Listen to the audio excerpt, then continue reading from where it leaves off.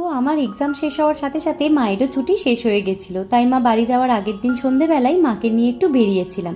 প্রথমেই একটা কালী মন্দিরে দর্শন করে নিয়ে চলে গিয়েছিলাম ফুচকার দোকানে। আসলে নিজের মন খারাপটা সাইডে রেখে যতটা পারছিলাম মায়ের সাথে ভালো টাইম স্পেন্ড করার চেষ্টা করছিলাম। প্রথমে একটু ফুচকা, তারপর ঘুগনি নিয়ে নিয়েছিলাম, যেটা মাকেই খাইয়ে দিতে বলেছিলাম, কারণ পরের দিন থেকে তো মা থাকতো না। তারপর একটু পাপড়ি খেয়ে নিয়ে চলে গিয়েছিলাম বাজারে। তারপর আর কি রুমের উদ্দেশ্যে রওনা দিই, তবে রুমে যাওয়ার আগে টুকটাক কিছু সবজিপাতি নিয়েই ঘরে ঢুকেছিলাম। তারপর মা বানিয়ে দিয়েছিল গরম গরম চা, আর আমি এদিকে চিকেনের প্রিপারেশন করছিলাম। মাও আমাকে হেল্প করে দিচ্ছিল যদিও। আর সেদিন একটু চিকেন বিরিয়ানি প্রিপারেশন করছিলাম। আসলে এটা আমার বরই করে থাকে, কারণ ও দারুণ বিরিয়ানি বানায়, আর তাই জন্য আমি বাইরে খাওয়াটা ছেড়েই দিয়েছি, এখন ঘরেই বিরিয়ানি বানিয়ে খাই। তবে সেদিন ওকে রেস্ট করতে বলেছিলাম, আর আমি বিরিয়ানিটা করছিলাম। ওর মতো ভালো না হলেও মোটামুটি হয়েছিল আর কি। আর মা চিকেন খাই না বলে মায়ের জন্য মাটন বিরিয়ানি অর্ডার দেওয়া হয়েছিল। তো সব মিলিয়ে দিনটা ভালোই কেটেছিল। তো চলো, বাই।